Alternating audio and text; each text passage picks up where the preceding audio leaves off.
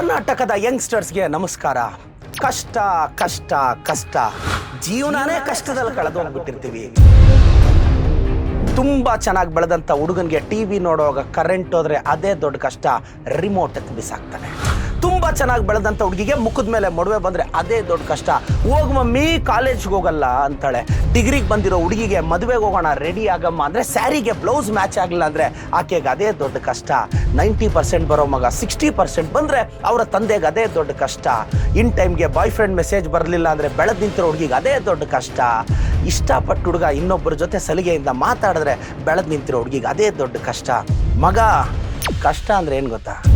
ತುಂಬ ಚೆನ್ನಾಗಿ ಬೆಳೆದಂಥ ಹುಡುಗನಿಗೆ ಟಿವಿ ನೋಡುವಾಗ ಕರೆಂಟ್ ಹೋಯ್ತು ಅಂತ ರಿಮೋಟ್ ಎತ್ತಿ ಬಿಸಾಕ್ತಾನೆ ನೋಡಿ, ಅವ್ನಿಗೊಂದೇ ಒಂದ್ಸಲ ಕರೆಂಟ್ ಕಂಬ ಹತ್ತಿ ಶಾಕ್ ತಿಂದು ಸತ್ತೋಗಿರೋ ಲೈನ್ ಮ್ಯಾನ್ ಮಗನ ಕಷ್ಟ ತೋರಿಸಿ, ಮಗನೇ ಅವಂದಲೇ ಕಷ್ಟ ನಿಂದಲ್ಲ ಅಂತ.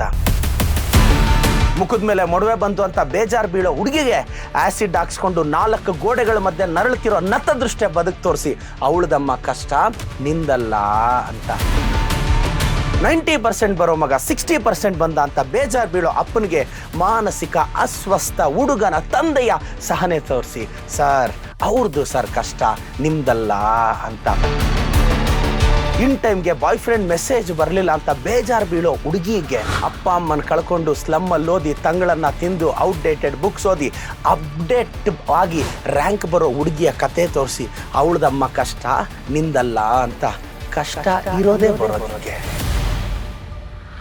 Problem is not at all a problem. If you think a problem is a problem, then problem becomes a problem. ಅರ್ಥ ಆಯ್ತು ತಾನೆ? ಸಬ್ಸ್ಕ್ರೈಬ್ ಆಗು ಮಗನೇ, ಬೆಲ್ ಐಕಾನ್ ಒತ್ತೋದು ಮರ್ತೋಗ್ಬೇಡ. ಅರ್ಥ ಆಯ್ತಾ?